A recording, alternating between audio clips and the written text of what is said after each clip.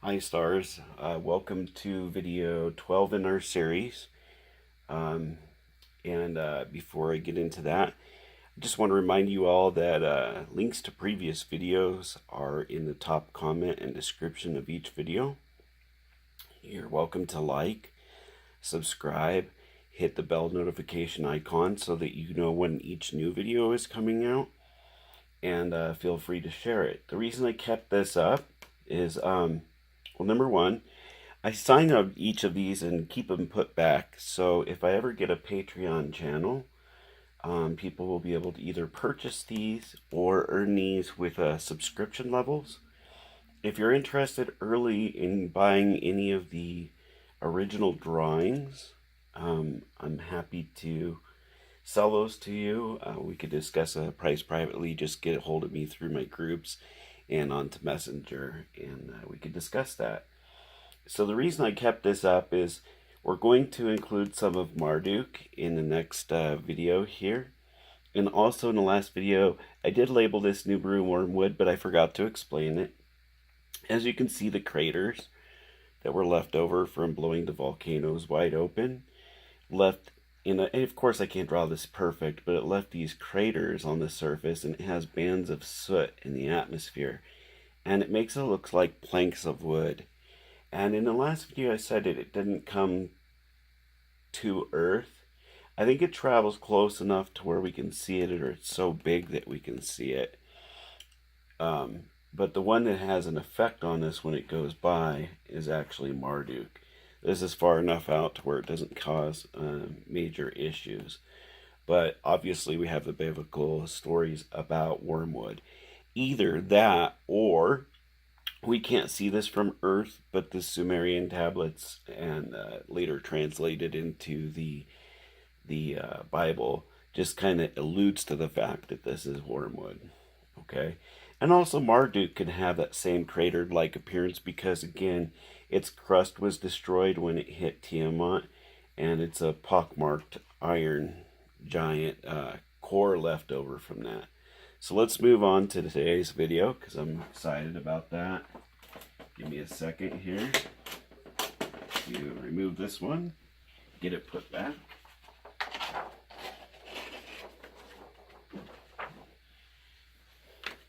And because I'm trying to conserve paper,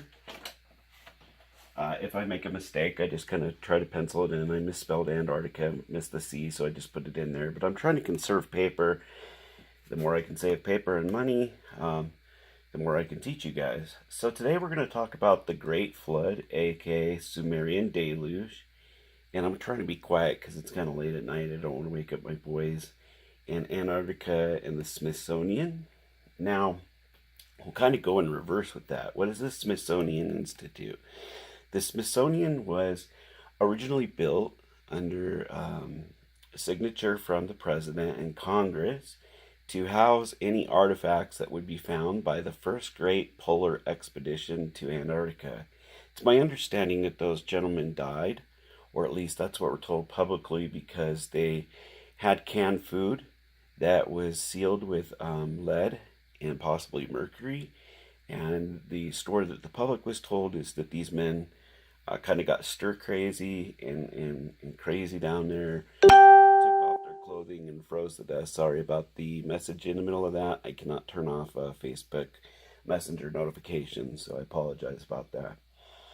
So it was built to house anything that they would find down in Antarctica, and they store all the finds perhaps for later when humanity elevates to an understanding and is able to understand all of this. Then they can show us what all was found there, also to house it so that they can look at it and the people that are in the know can interact with all of the ancient finds and reverse engineer technologies and stuff like that found. Antarctica used to be not at the South Pole, okay? During the Great Flood, aka Sumerian Deluge, at that time, the Bermuda Triangle and the Dragon's Triangle, geographically, if you were to turn the planet up on end, they would line up on a globe, pretty close. And they were the original North and South Pole at that time. And every time Marduk would come by, it would knock the Earth's axis off a little bit by about 10 degrees here, there. But at this time, I believe what happened was it was starting to do that, and a giant asteroid, comet size, hit Canada at a glancing angle. And what it did is it drove North America upward, and a piece of it possibly hit around the Gulf of Mexico. It may not be the impact that created the dinosaurs, because I believe that might have been out in the Pacific Ocean, but it could be from that too. And either way, it drove North America from around the equator up, and it drove Antarctica from well above, kind of like the area of Australia, down, and it made Antarctica the new South Pole. At this time, there were, as I mentioned in the previous video, there were Anunnaki on Earth who were the hero astronauts of Nibiru, coming to get gold to mine to protect their world. So there was them and human slaves, or just humans that worked with them. It depends on if you believe all of the Sumerian tablets and them saying, which I'll get into later, that they created humans, or if humans were already here and then they mated with them to become smarter, half in one hand, half in the other. But there was a humanoid type ape on the planet, or a less smart human on the planet, or even a regular advanced race of humans, and the Anunnaki came in and started mining gold and turned humanity into their workers.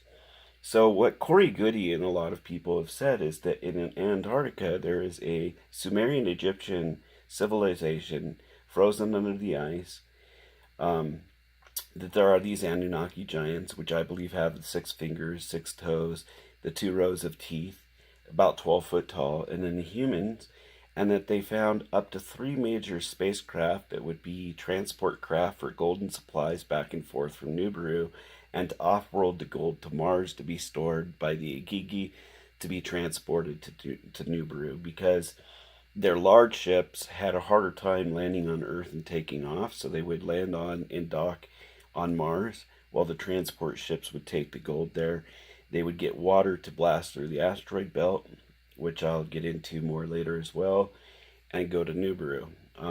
Originally, again, Alalu used a weapon of great destruction to blast his way through the asteroid belt, but those are removed, and from then on he used water sprayers to clear a path through the asteroid belt safely without detonating any weapons in space, which, to my understanding, is a breach of the compact of galactic law. We're not supposed to do that. Even us humans got reprimanded for that. So what happened was this comet came in, hit the Earth, and it tilted. The existing poles had ice caps, and they slid off into the sea, causing 2 massive tsunami waves that were about a mile or 2 high. When they hit land, they were still a couple 100 feet high. It hit the pyramid in Giza and in Egypt, and it knocked all of the lower capstone off, but the top remains. Is the hypothesis that people have come out with, that the flood caused that, but I also believe it was that tidal wave.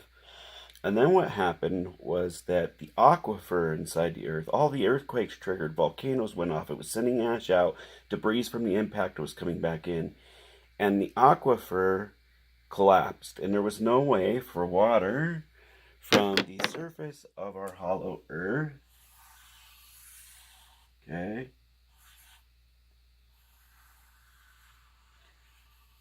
which here's the Dragon Triangle opening, and the Bermuda, and then here's the new Baffin Bay opening, and then the main polar opening.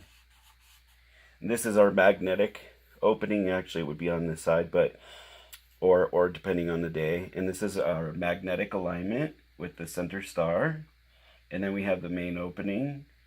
And then these are, and actually these would be up a little bit more, like right here and right here, okay? But regardless, we have many multiple openings on the Earth from it moving like 10 degrees, but when this impact happened, it moved on the order of about 60 degrees. So what happened was all the water was exiting all the holes due to centrifugal force, but the water that was now on the surface of the earth in great level, okay, covering the face of the earth, it couldn't drain in. It was getting blocked here, okay? All right? And the more that happened, the more that the inside of the earth overheated, okay? And more mass evaporation came out of the pole openings, you know? And when we watch rocket launches, and the spacecraft get to the edge of our atmosphere, it goes through a fine mist of water, okay, up there called an atmospheric river, but it's like a layer of water protection around the outside of the earth. And what my belief is that all of this came in and it overwhelmed the atmospheric river, and it started dumping in mass amounts, massive rainstorms on the surface, and all this water was evaporating, coming out, and we had ash, and we had sulfuric acid, sulfuric rain. We still had meteorites coming in from Marduk itself, but also the remnants of the impact coming down. And we had a global catastrophe on our hands. And what happened was the giants inside the earth started drilling like mad to try to reach the aquifer, all right? And reportedly, in Olaf Jansen's book, the Garden of Eden big opening aquifer spring is called the Navel of the Earth, and it's in the Garden of Eden, which is Eden, in the city of Eden, which is the capital city of Asgard, Agartha, in the northern hemisphere of, which would be the inside southern hemisphere of our planet. Why is it the southern hemisphere? We travel north out here. We're still traveling north when we go into the earth all the way around. When we're traveling south, we travel south all the way around.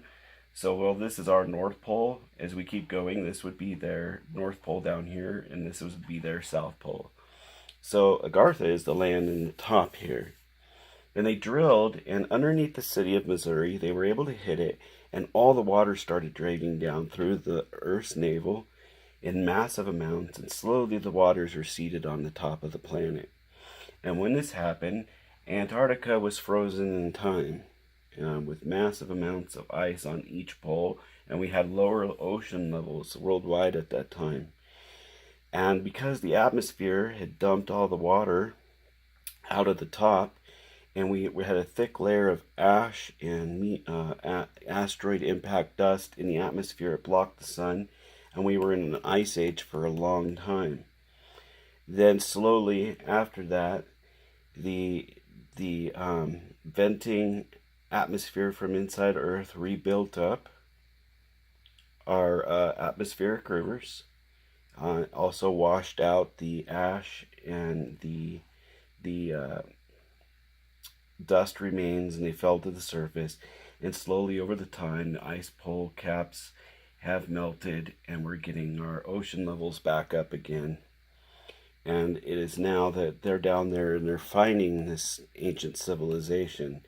And the reason they haven't come out with like a National Geographic movie all about these findings, and we're just hearing little leaks and reports about it, is because reportedly they're going to go ahead and remove anything that doesn't fit the modern, how should I say, narrative of what they've been showing humans, to keep us still, I don't know if this is their direct goal, but still trapped in fear, and the religious paradigm that we're under for control of humanity, so that we're not going crazy or whatever, instead of actually saying, hey man, we found the Anunnaki giants, we found this, we found advanced technology, lo and behold, you know, our religion isn't true, and if we all work to be better, we can meet the giants of inner earth and all that, but that ain't gonna happen anytime soon.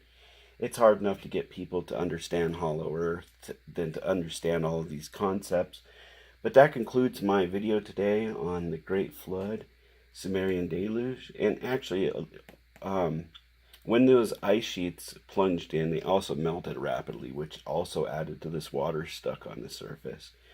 So again, they drilled massive fountain, okay, underneath Missouri.